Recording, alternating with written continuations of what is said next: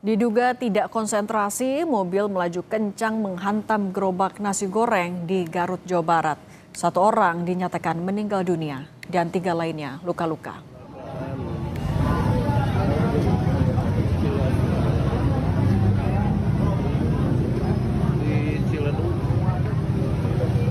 Kecelakaan terjadi di Jalan Raya Ciledug, Kecamatan Garut Kota, Garut pada Minggu malam. Mobil melaju kencang dari arah Jalan Ahmad Yani menuju ke kawasan perbatasan Sukadana. Sopir yang hilang kendali langsung menghantam gerobak pedagang nasi goreng serta sepeda motor yang berada di sisi kiri jalan. Kejadian ini dipicu karena kondisi pengemudi yang dilaporkan tidak stabil saat mengemudikan mobilnya. 4 orang menjadi korban, 1 diantaranya meninggal dunia.